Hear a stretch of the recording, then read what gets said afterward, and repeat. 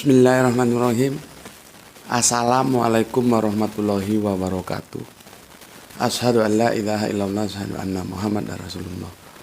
Allahumma sholli ala sayyidina Muhammad wa ala ali sayyidina Muhammad. Kama sholaita ala sayyidina Ibrahim wa ala ali sayyidina Ibrahim fil alamina innaka Hamidum Majid. Sebelumnya kita panjatkan dahulu doa kepada Gusti Allah yang Maha Agung untuk saudara-saudara kita yang telah memberikan sholawatnya kepada channel dakwah ini ya, sehingga channel dakwah ini dapat eksis dengan setia hadir dalam ruang-ruang diskusi kalian semuanya. Tentu dengan sebuah harapan semoga sholawat itu menjadi catatan langit amal soleh bagi mereka dan keluarganya kelak, dan insya Allah akan terbalaskan dengan balasan yang lebih baik lagi. Begitu juga untuk seluruh viewer terkasihku dimanapun kalian berada, di mancanegara, di dalam negeri, semuanya semoga selalu always dan tidak pernah never tetaplah bertumbuh menjadi yang anti skip dan anti download. Bagi yang berkenan silakan saja di share link-linknya ya, jangan kamu unduh, kamu potong-potong, kamu unggah ulang ya. Jadi silahkan di share linknya saja. Berikutnya, seluruhnya dari kalian semua aku tak bisa sebutkan satu persatu. Terima kasih atas doa-doa baiknya, dan aku juga berdoa semoga kebaikan doa-doamu itu juga Gusti Allah curahkan untukmu. Jadi kita sesama saudara saling mendoakan yang terbaik kepada Gusti Allah yang Maha Agung, dan insya Allah doa-doa kita bagian dari doa-doa yang diijabahi. Amin amin ya rabbal alamin. Oke, seperti yang aku janjikan kemarin, terpaksa terpending satu episode ya, karena aku harus memberikan tanggapan komentar dari dua saudara kita ya. Jadi kemarin ya, dari Mas Murad dan Kang Mas Abah ya, yang ada di yang, kalau Kang Mas Murad itu di mana aku nggak tahu, dia nggak kasih alamatnya, tapi dari Abah kita ini adalah Kang Mas yang punya Tangerang ya, sorry Bogor ya, bukan Tangerang, Bogor ya. Jadi kemarin kita unggah supaya tidak menumpuk dua episode ya, karena kalau menumpuk dan akhirnya tidak terunggah, hilang dari mood gitu ya, sudah datang lagi mood yang baru, itu jadi tersia-sia dia. Maka lebih baik ya oke lah, resiko kalian memang kalian harus memiliki kecepatan yang bisa mengimbangi bagaimana cepatnya aku memproduksi gitulah gampangannya ya, supaya enak diomong, memproduksi kajian-kajian ini. Memang resikonya di situ, dan aku juga menanggung resiko ya. Bisa jadi itu justru tidak baik terhadap peningkatan viewer, karena dia akan menjadi terbagi ya, tidak fokus ke satu kajian dulu gitu. Tapi ya sudahlah, itu resiko, nggak ada hidup yang tanpa resiko ya sudah, aku jalanin aja, yang apa aku jalanin, terserah semuanya gimana nantinya ya. Lagi pula kalau tidak segera aku aktualisasikan dalam dokumen video juga, dia akan hilang gitu kan. Ya sudah, kemarin kita bikin 2 ya, akhirnya 3 sama yang malam. Oke. Kali ini aku menepati janji, aku akan membahas kajian dengan tajuk, karena suasananya masih Natal sampai nanti akhir tahun kan, ini suara Natal. Sebetulnya Bunda Maryam itu melahirkan manusia atau melahirkan Allah? Itu perdebatan klasik Islam Kristen tuh di situ. Sosok Yesus itu menjadi perdebatan klasik, sementara saudara tua kita Yahudi nggak mau peduli mereka. Karena mereka sejak awal sudah menolak, jadi nggak ada urusan mau dianggap Allah, mau dianggap manusia, urusan elu gitu. Makanya ketika seorang sahabat tanya kepada orang-orang Yahudi, mungkin pada saat itu dia lagi berkunjung ke Yerusalem sana ya, apa pendapat Anda tentang Tritunggal gitu. Orang Yahudi itu cuek bebek loh. Dia bilang, itu urusan Anda, urusan kami 1 ya 1, 3 ya 3 gitu. Jadi Yahudi itu kerangka berpikirnya hampir exactly. Mereka tidak bermain filsafat. Filsafat itu bermain di antara sekian probability. Makanya aku bilang, sebetulnya filsafat itu ilmu pinter-pinteran ngomong. Siapa yang lebih pinter ngomong itu yang seolah-olah menjadi benar. Tinggal tergantung si pengomong itu bagaimana dia mencari argumentasi-argumentasi sehingga bisa mendukung akan apa yang diomongkannya itu walaupun salah seolah-olah benar. Nah, itu filsafat begitu. Perhatikanlah kalau kalian belajar filsafat itu begitu. Ya. Beradunya itu di sana dia. Makanya orang-orang Yahudi itu orang-orang yang tidak begitu tertarik dengan filsafat dan mereka cenderung kaku, kerangka exactly itu kaku loh ya. Aku pernah diskusi dengan waktu itu aku lagi jadi kan sempat nyasar jadi marketing ya di salah satu hotel bintang 5 ya. Tentunya aku harus cari tamu, artinya mendekati klien-klienku ya. Pada waktu itu aku ke Surabaya dan kami ngobrol dengan, kan kalau kita cari klien itu yang kita pegang bosnya aja dulu. Nanti kalau bosnya kena itu yang ke bawah kena semua. Pada waktu itu bosnya di salah satu bank swasta. Setelah kami ngobrol-ngobrol ternyata kami sama-sama orang eksak. Dia alumni cuman dia lebih senior dari aku dan dia sepertinya ada 3 atau minimal 3 tahun diangkat di atasku angkatannya. Lalu aku tanya, kenapa ya posisi-posisi tertentu, posisi-posisi puncak di perbankan itu justru diambil dari orang eksak?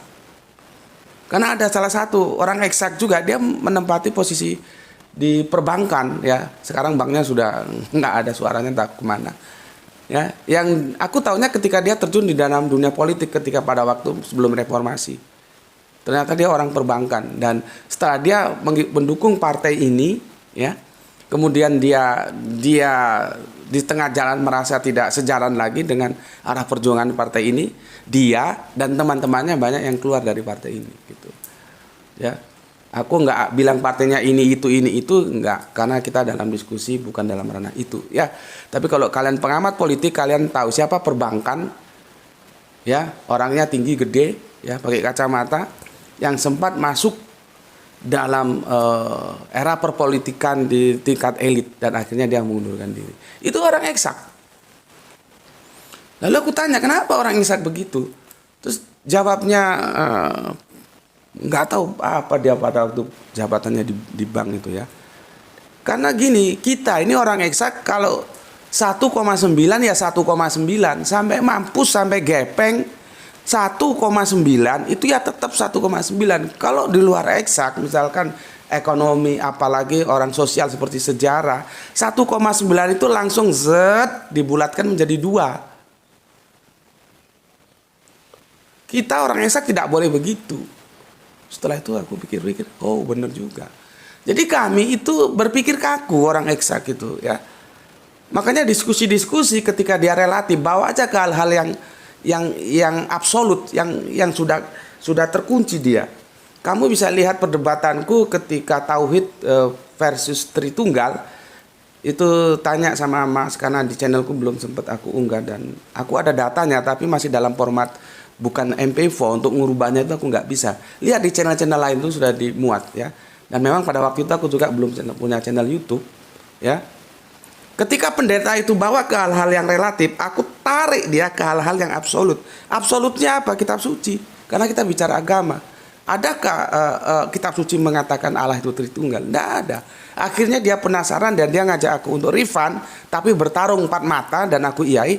Dia ngajak aku bertarung dalam perspektif filosofis. Artinya dia akan membawa aku ke ranah filsafat.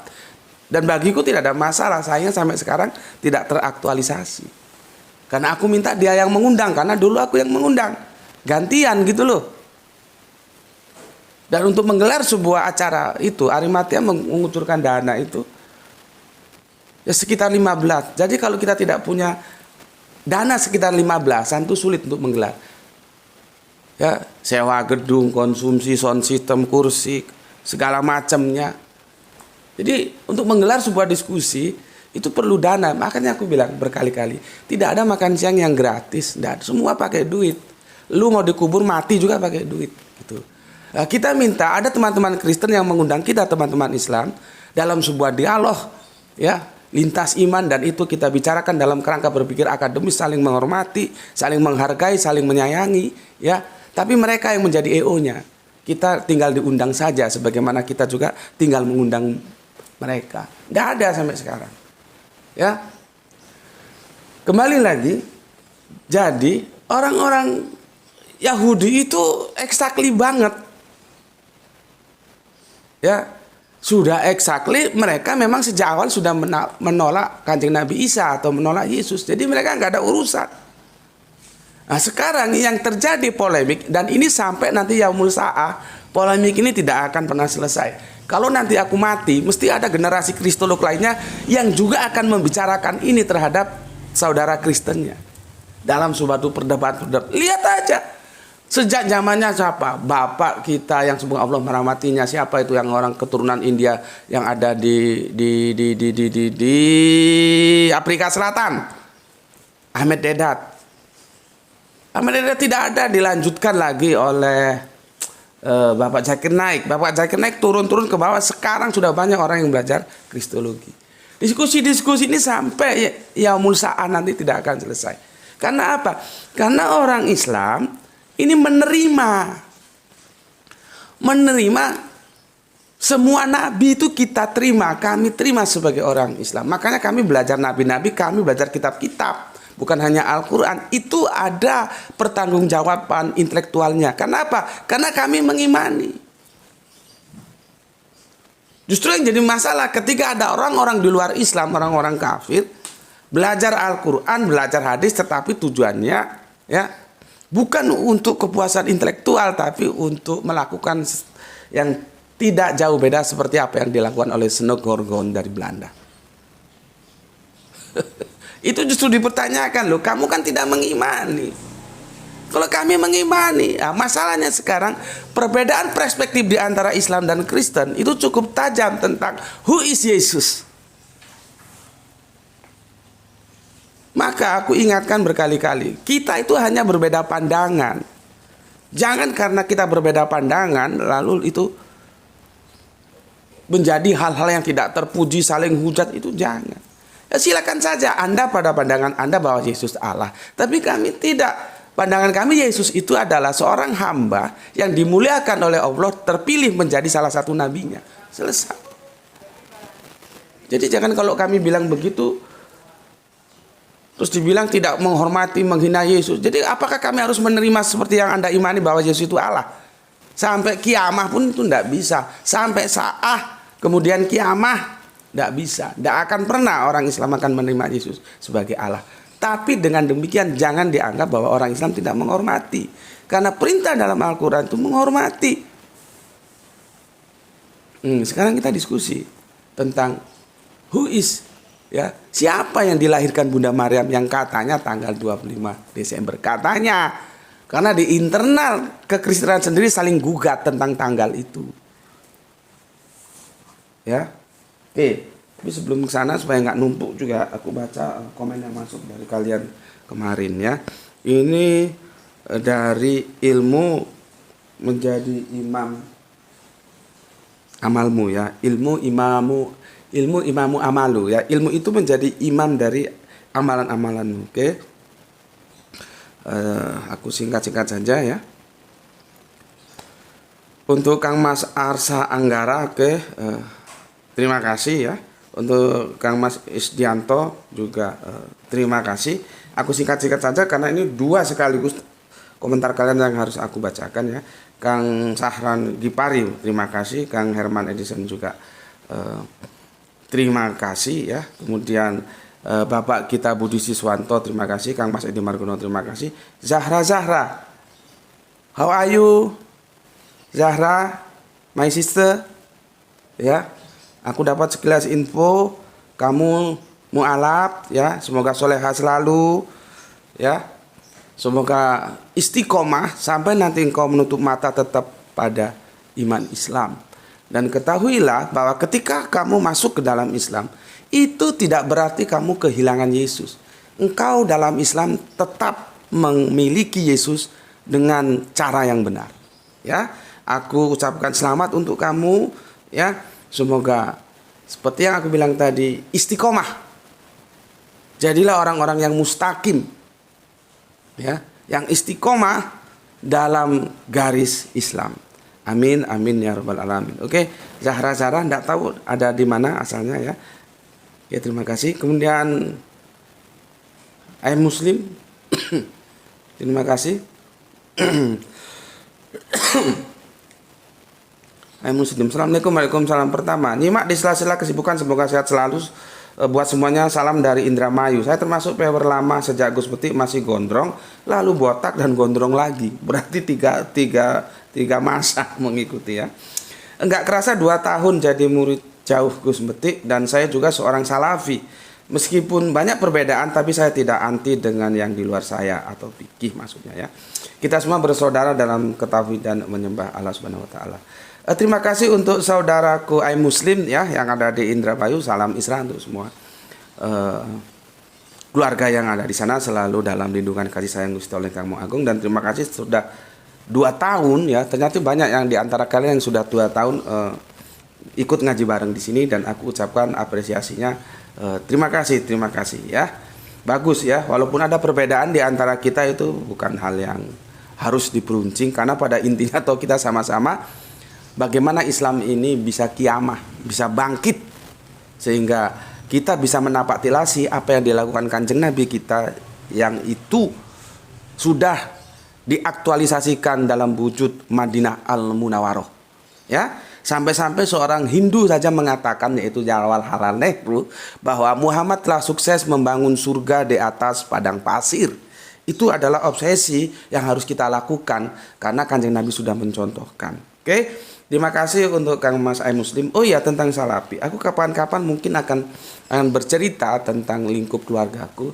Jadi keluargaku itu mungkin aku akan bikin tajuk, bapakku abangan, mamaku salafi. Cuman masih dalam wacana ya, kapan aku wujudkan nggak tahu. Jadi mamaku itu meninggalnya itu salafi ya, bapakku abangan gitu. Abangan tahu ya, abangan itu ya Islam sih, tapi Islam yang bisa dikatakan tidak begitu. Ya maklumlah orang awam ya, hanya sekedar tahu. Tapi alhamdulillah sejak bapak mengalami kiamah itu sejak tahun 77-78 ya. Tepatnya tahun 78 lah ya. Setelah itu sampai menutup mata, sampai setelah itu bapak menjaga sholat dan menjaga puasanya ya.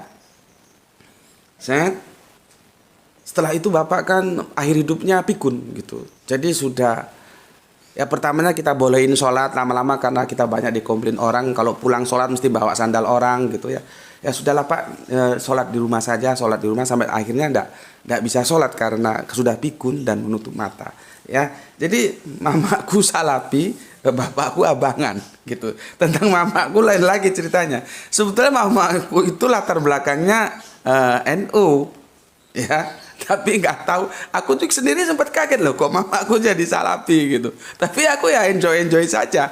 Jadi itulah ketika kita punya kerangka berpikir open mind gitu ya.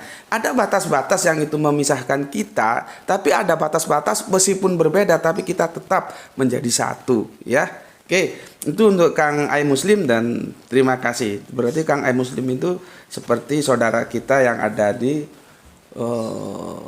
Balikpapan ya. Beliau juga salafi. Alhamdulillah ada teman-teman salafi yang open mind juga. Jadi kita tidak boleh juga pukul rata bahwa mereka semua close mind, itu enggak ya. Oke. Kemudian Abah Gelung ya, izin nyimak Tuan Guru. Oke, terima kasih Bapak Iwan Tahmin. Terima kasih Bapak selalu mensupport kami untuk selalu mau belajar ya. Berikutnya Gispati, oke, terima kasih. Rizal Wahyu, terima kasih. Herman Natawijaya, terima kasih. Mas Musbrod, assalamualaikum Gus. Nggak apa-apa Gus, yang penting saya sudah mengingatkan Gus. Apa ini?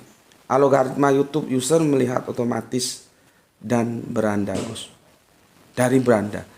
Ini algoritma YouTube user melihat otomatis dari beranda Gus. Maaf ya, aku nggak tahu yang begitu-begituan ya. Jadi jangan bicara algoritma tetek enggak. Aku ini awam. Ya, aku jujur aku awam. Aku biasanya tanya ke gerai itu atau tanya temanku di Surabaya yang dia pakar. Seperti aku tahu bahwa sebetulnya idealnya video itu sebetulnya 15 menit itu paling banyak ditonton orang. Karena kalau sudah di atas itu 30 menit apalagi kita kadang-kadang sampai 1 jam itu sangat sulit mendapatkan viewer. Itu aku tahu dari temanku. Aku nggak tahu. Dan dia juga mengatakan itu dilihat dari algoritma. Jadi kalau kamu ngomong algoritma sama aku ndak usah, percuma, sia-sia. Daripada kamu capek ngetik seperti ini, karena aku ndak ngerti. Aku ini user saja. Lebih baik aku baca buku yang lain daripada ngurus-ngurus yang begini. Itu yang pertama. Yang kedua, Gus nggak apa-apa Gus. Yang penting saya sudah mengingatkan. Ingatanmu nggak berguna. Karena aku tidak seperti yang kamu sangkakan. Aku dan teman-teman tidak seperti yang kamu sangkakan. Jadi ingatanmu itu nggak berguna. Lebih baik kamu ngomong yang berguna. Karena apa? Sudah aku jelaskan, kamu juga tetap tidak jelas seperti babi budak. Aku bilang bahwa Isra itu bukan kelompok Islam. Jadi apa gunanya kamu mengingatkan? Karena aku tidak seperti yang kamu sangkakan. Yang kamu sangkakan kan Islam itu melahirkan kelompok-kelompok Islam. Tidak kelompok, tidak golongan. Itu hanya sebuah metodologi. Gitu loh ya. Jadi dari gaya bahasa yang kamu sampaikan sepertinya kamu tetap aja berprasangka bahwa Isra itu adalah golongan. Bukan, ya. Tapi ya itulah, terserah kamu. Yang jelas aku dan teman-teman sudah menjelaskan. Bahkan aku recommended, coba kamu tanya sama Kang Mas Isdianto. Dia sudah jelas memaparkan seperti itu. Kalau kamu masih kurang jelas, ya.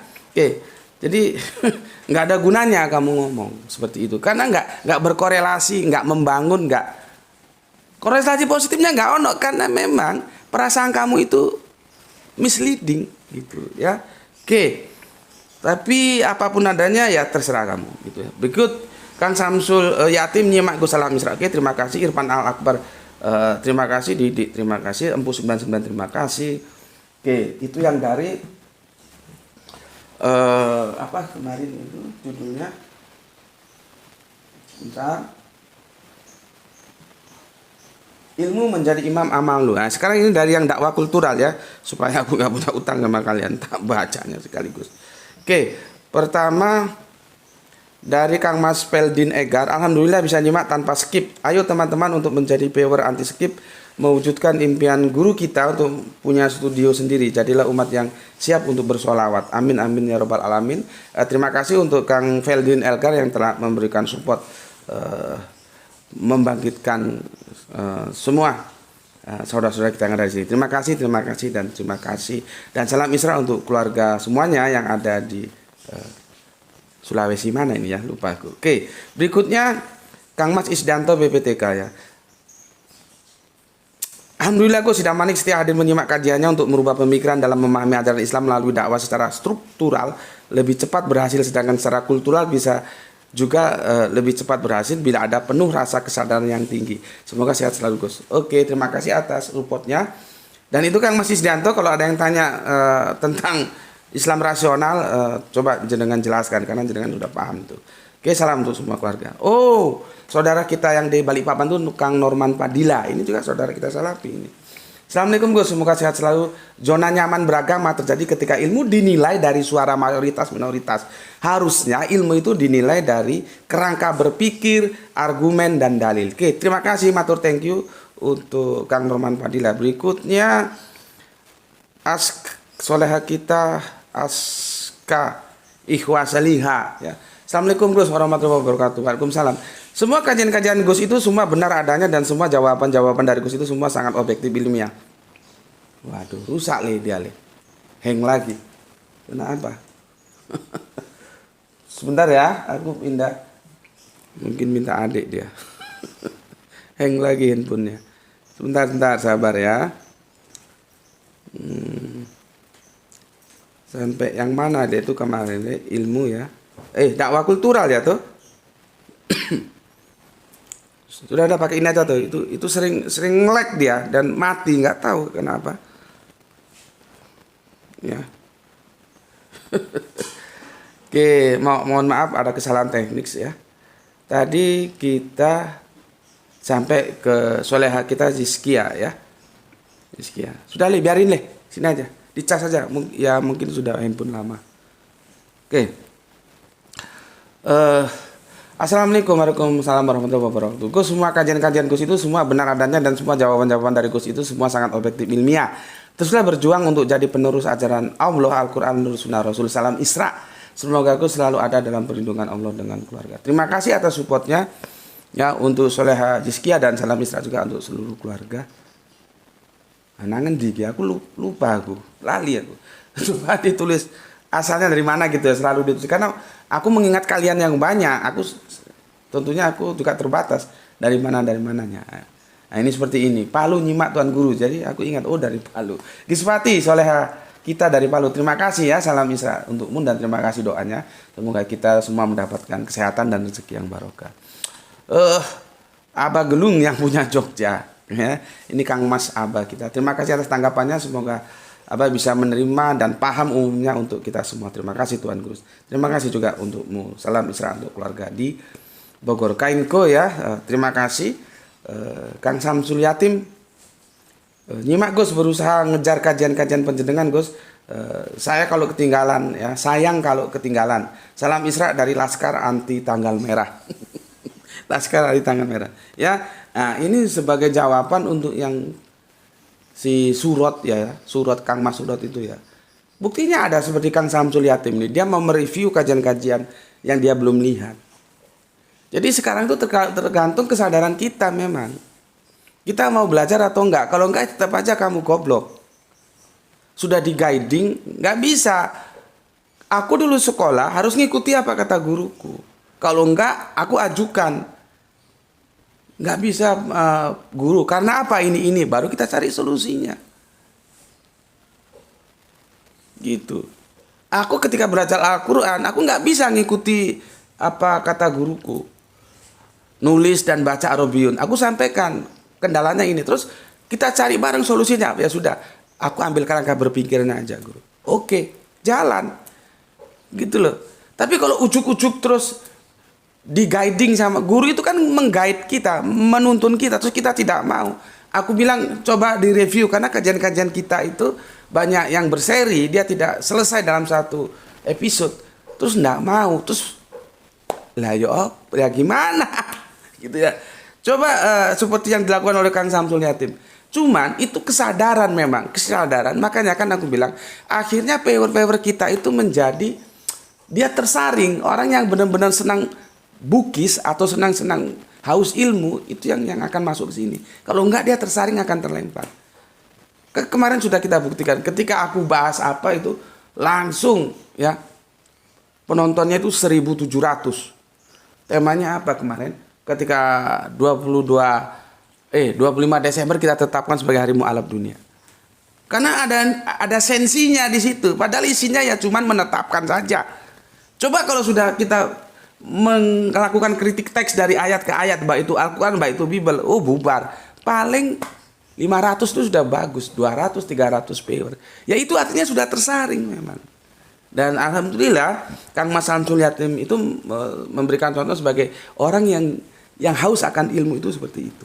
Ya, karena aku sudah bilang, meskipun video lama kalau kamu belum tahu karena itu ilmu, itu tetap aja baru bagimu. Ya, karena lama dan baru dalam pengetahuan itu hitungannya kamu sudah tahu atau belum begitu ya.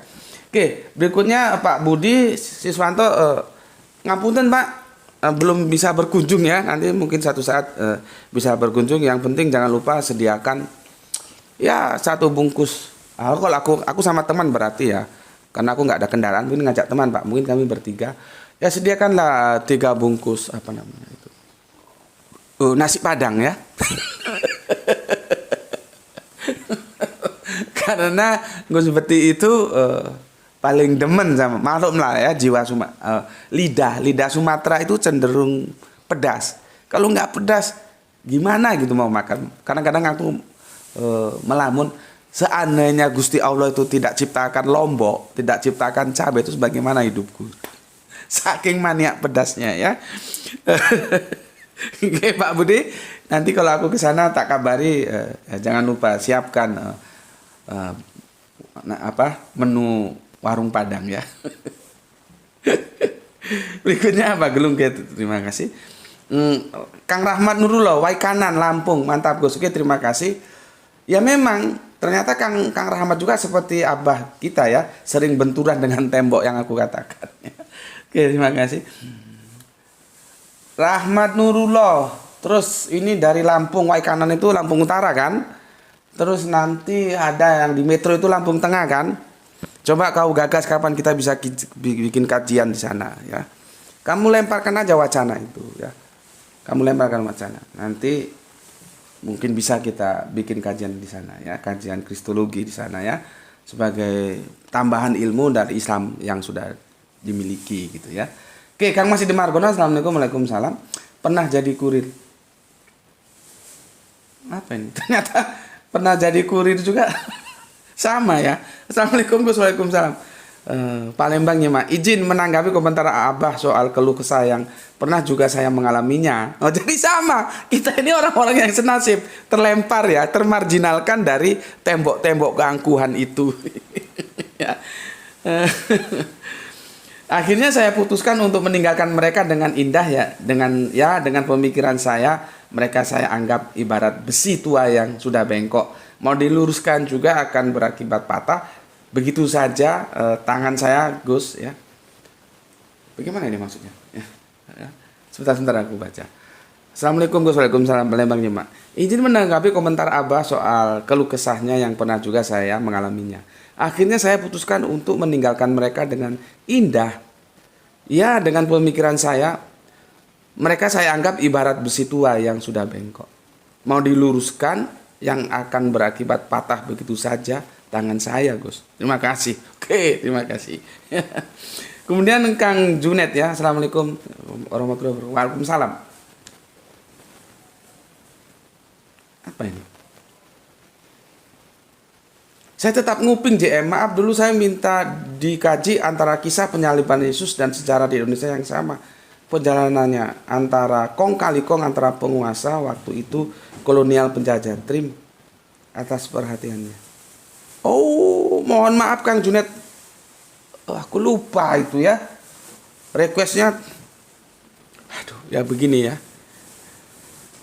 Lupa aku Kang Junet ya. Mohon dipersori, makanya kalian sering-sering mengingatkan tidak apa-apa ya. Tapi gini Kang Junet, tentang penyaliban Yesus itu bisa kamu lihat di video kita yang tentang itu. Nanti karena ada bahasanya di sana. Tentang Markus ya, yang melihat Yesus duduk di sebelah kanan Allah. Ya. Yesus duduk di sebelah kanan Allah. Itu ada berapa seri? Sudah setengah jam.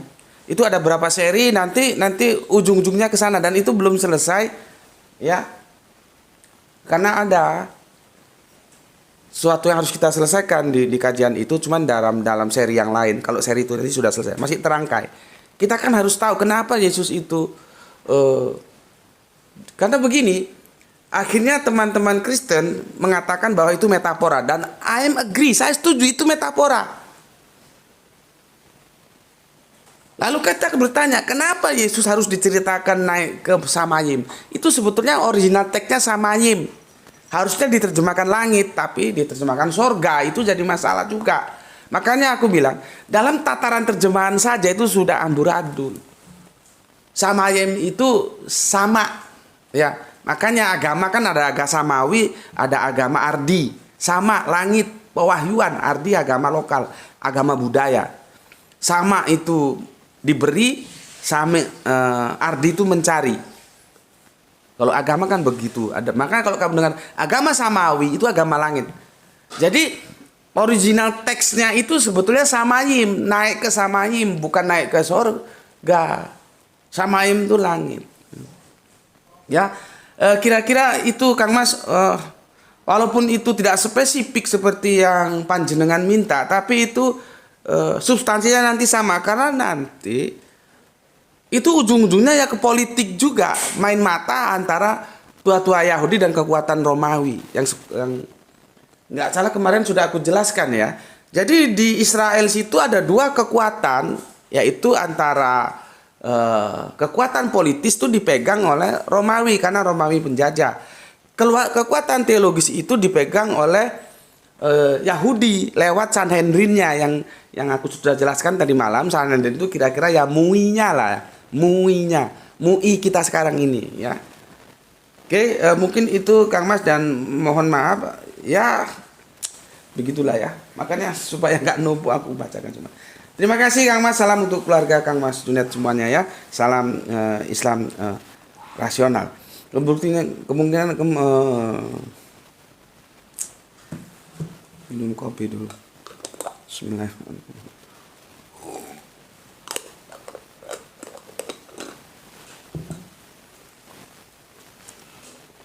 Oke, kemudian aja jadi kemungkinan.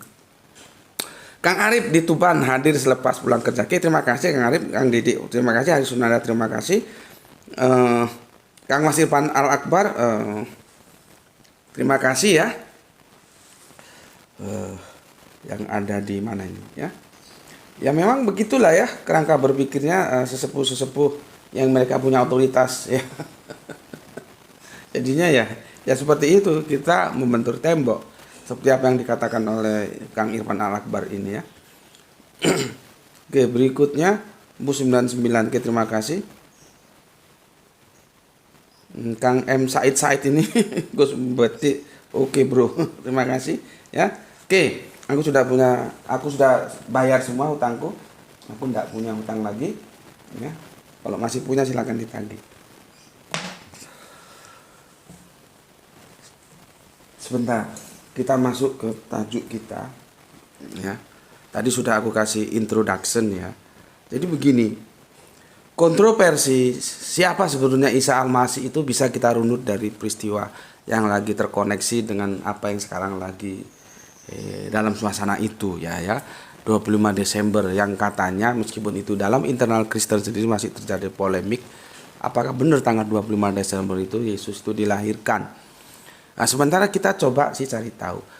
Yang dilahirkan itu kan berarti ada yang melahirkan, yaitu Bunda Maryam. Maka kita coba urut dari muara ya. Nanti bisa ke hulu, tapi kita langsung ke muaranya saja. Yang dilahirkan Bunda Maria itu sebetulnya manusia atau Allah? Tuh. Ya. Ambilin buku Bapak yang itu, yang di atas itu, yang di atas sendiri. Yang di atas sendiri itu ya.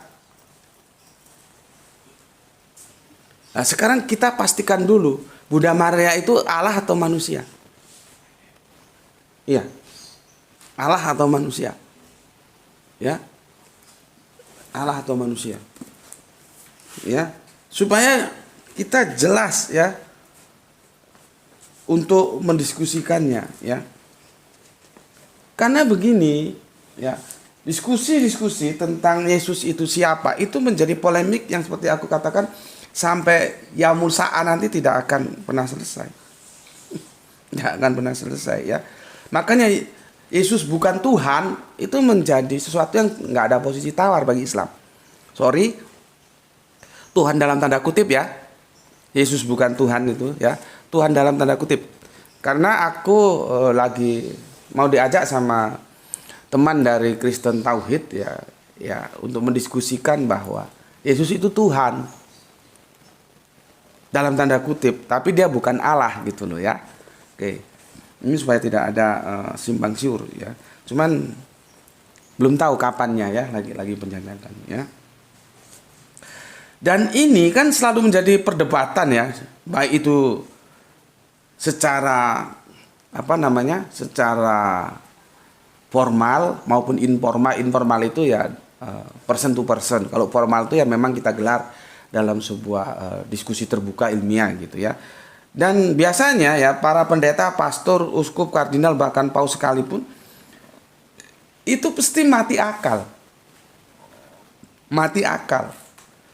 Ya, untuk menjelaskan Yesus itu Allah atau enggak. Itu mati akal. Akhirnya ya sudahlah, ini iman kami, tolong jangan diganggu gitu. Ya sudah, kalau mereka sudah bicara begitu ya sudah, kita harus selesaikan itu diskusi. Berarti saudara kita itu sudah tidak bersedia untuk berdiskusi lebih lanjut. Sama seperti pendeta, dia dosen pada waktu itu masih master ya, yang nulis buku pluralisme itu teologi abu-abu, bagus bukunya itu, kalian silahkan cari buku itu.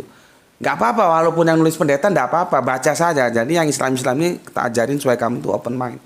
Cari bukunya teologi abu-abu, Dr. Stepri Lumintang. Pada waktu dia menjadi narasumber di Undang Arimatea, ketika dia ditanya untuk menjelaskan konsep ketuhanan Tritunggal dan akhirnya nanti menjelaskan siapa Yesus itu. Setelah dia jelaskan muter-muter dan akhirnya enggak bisa, dia akhirnya menutup dengan sudahlah ini iman kami. Ya sudah. Jadi teman-teman Islam juga supaya tahu etika berdialog ya. Kalau saudara kita sudah mengatakan sudahlah ini iman kami, sudah, jangan diteruskan, kita harus hormati. Artinya itu dengan cara gampangnya mengatakan ya memang tinjauan Alkitabnya ndak ada. Ya itulah yang namanya dogma. Ndak ada. Aku kan sudah bikin videonya bahwa Tritunggal itu hidup di dogma, mati di logika, dan sebetulnya mati di Alkitabiah juga. Gitu. Dan aku minta masukan dari teman-teman, tapi yang kredibel lah ya. Yang jangan ayat comot ini. Yang kredibel itu yang bisa mengatakan bahwa Yesus itu Allah dan Tritunggal itu ada, kan tidak ada. Gitu loh. Ya, nah sementara ini ya kita lari ke Bunda Maryam ya. Sebelumnya aku nanti akan menukil pendapat W. Montgomery ya. Sorry, bukan W. Montgomery ya. Bentar. Dari Colin Chapman ya. Jadi begini. Argumentasi yang dibangun di WA, di Facebook, di perdebatan itu. Dan ini sebetulnya sudah aku diskusikan dengan nggak tahu kemana Bapak dosen kita ya, lama nggak hadir. Semoga sehat selalu lah ya, mungkin karena kesibukannya. Yaitu Bapak dosen kita, beliaunya dosen bahasa Yunani ya. Sili Ginting ya, biasanya hadir ya, mungkin apalagi inilah hari Natal ya, jadi sibuk mungkin jadi nggak hadir. Aku juga sudah 2 atau 3 kali mendiskusikan dengan beliau. Kerangka berpikirnya nggak kena. Kerangka berpikir yang dibangun, bahkan ada pendeta yang bilang kalau monyet itu anaknya ya monyet. Ya memang benar, kalau monyet itu anaknya monyet. Nggak mungkin monyet mamanya anaknya terus ayam, kan ya nggak mungkin. Nggak mungkin. Tapi harus tahu kerangka berpikirnya. Inilah yang aku bilang. Dalam sebuah diskusi itu yang pertama kita harus tahu kerangka berpikiran itu seperti apa. Jadi pernyataan monyet anaknya ya pasti monyet. Kuda anaknya ya pasti kuda. Manusia anaknya ya pasti manusia. Terus nanti apa lagi contohnya? Apa nih setelah kuda apa? Sapi, anaknya ya mesti sapi. Kalau mamanya sapi, anaknya mesti sapi. Gitu. Tapi kenapa bisa begitu? Karena ini ada korelasi genetika. Nah, ini perlu belajar genetika kita. Makanya belajar agama itu juga perlu ilmu-ilmu lain untuk bisa membantu kita memahami teks-teks suci, baik Al-Quran maupun Alkitab. Jadi apologi ya, pembelaan biasanya disebut apologet ya. Pembelaan seperti itu mereka tidak sadar bahwa kerangka berpikir yang dibangun bahwa monyet anaknya ya monyet, sapi anaknya ya sapi, kuda anaknya ya kuda, bahwa itu bisa terjadi karena ada korelasi genetika. Ya, karena itu terjadi korelasi genetika. Oke, paham di sini ya. Oke, sekarang kita bawa. Kita harus sepakat dulu Bunda Maryam itu Allah atau manusia sih kira-kira. Kalau ini nggak sepakat dulu ya, kita ke hulunya nanti ya nggak akan ketemu. Kita harus sepakat dulu di sini, ya, di muara, betul, di hulunya dulu kita sepakat supaya nanti di muaranya kita bisa ketemu. Kita sepakat dulu, kita posisikan Bunda Maria itu manusia atau Allah. Itu dulu. Ya. Sejauh yang aku cari informasi, baik kitab suci, sejarah ataupun segala macamnya, Bunda Maria itu yang manusia.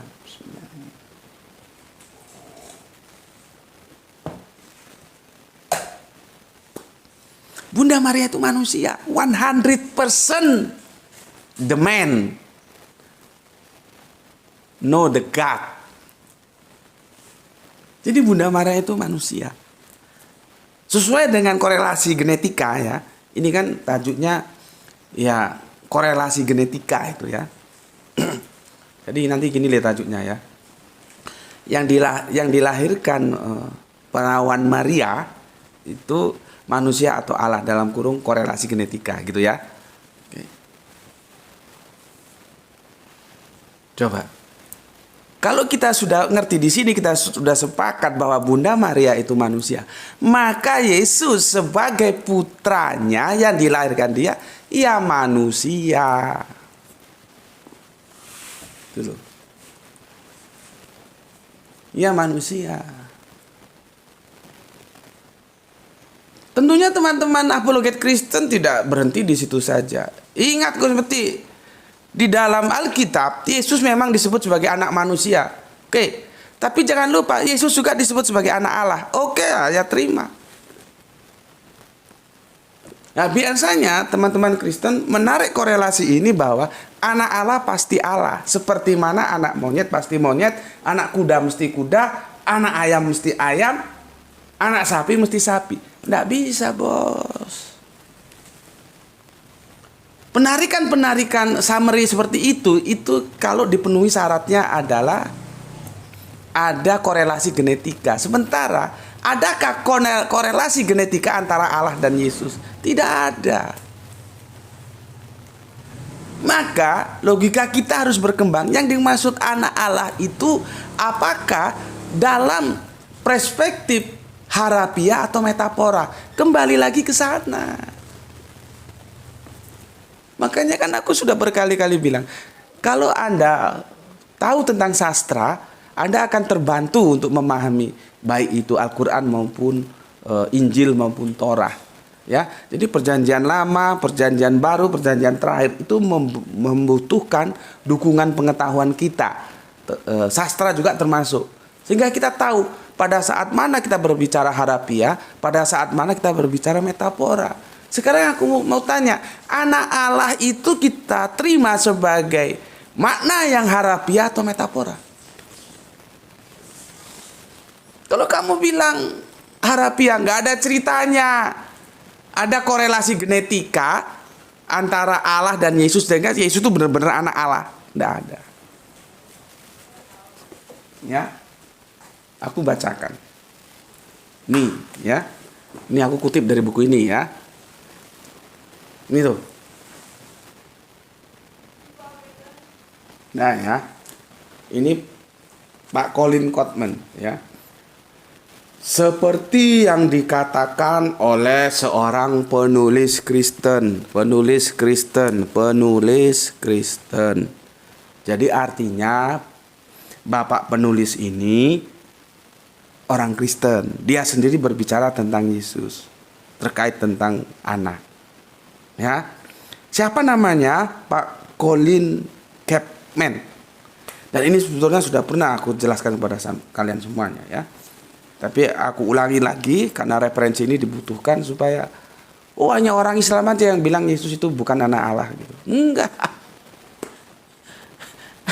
Enggak di sana duduk permasalahannya, ya. Ayo kita dengar apa kata Pak Colin Chapman ini.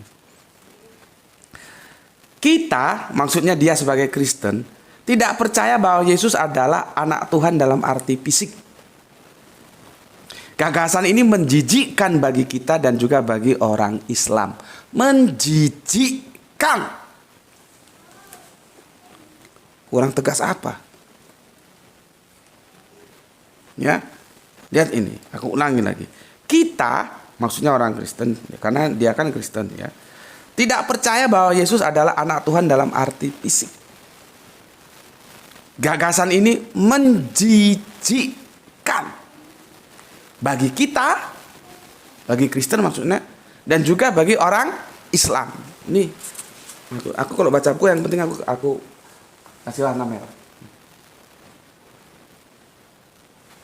Ya.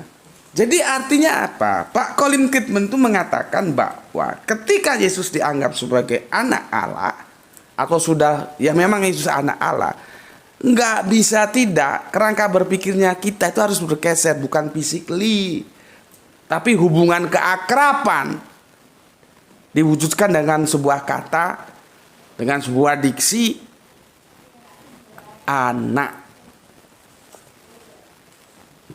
Jadi itu korelasinya korelasi keakraban antara Yesus dengan Allah menggunakan diksi anak, bukan korelasi genetika. Banyak lagi kalau kita mau explore. Yesus mengatakan dalam surat Matius, ya, mereka yang membawa damai akan disebut sebagai anak-anak Allah. Kurang jelasnya apa sih sebetulnya? Heran aku.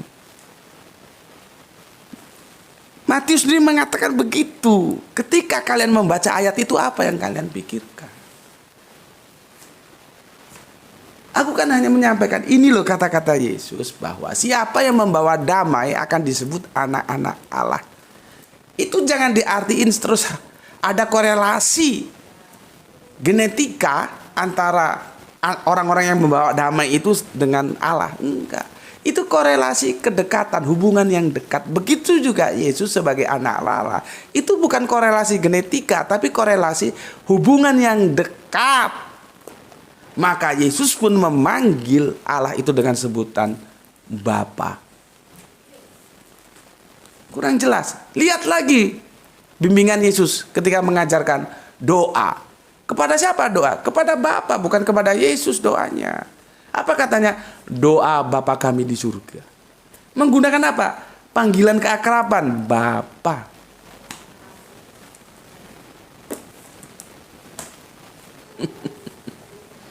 Jadi, ya, semakin mudah kita untuk mengurai benang kusut antara Islam dan Kristen ketika memperdebatkan who is Yesus itu, manusia atau Allah, dari hulunya, ya, ketika dia dilahirkan.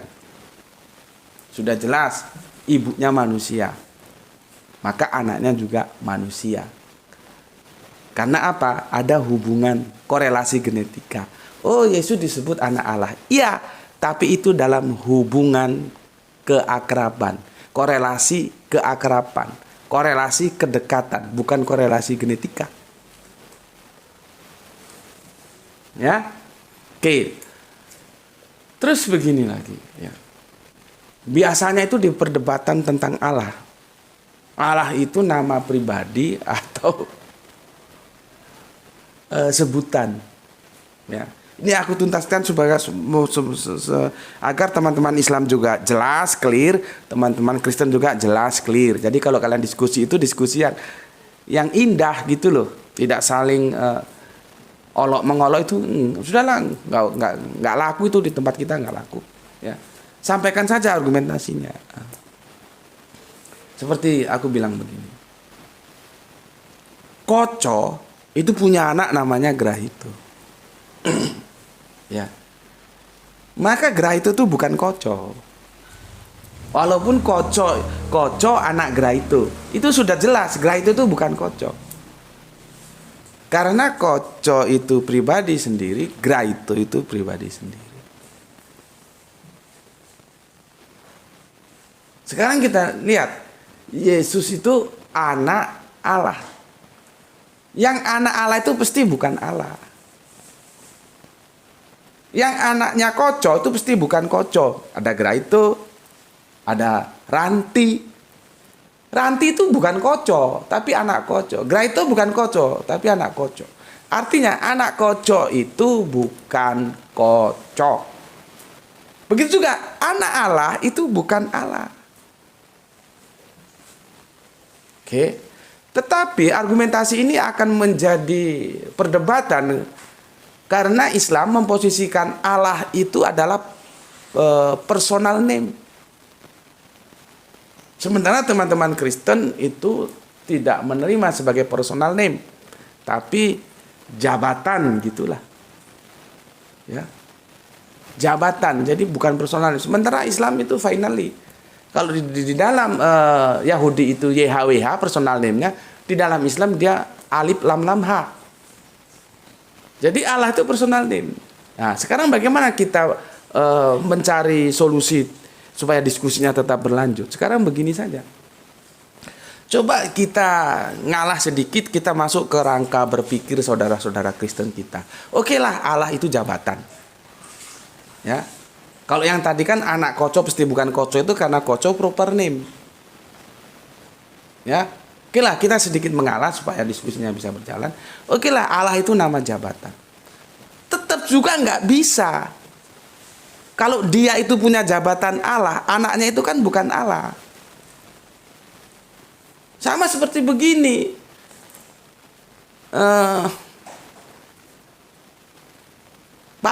Pak Harto itu kan presiden. Presiden itu kan jabatan, ya. Aku tanya, apakah anak-anak Pak Harto itu juga presiden? Bukan.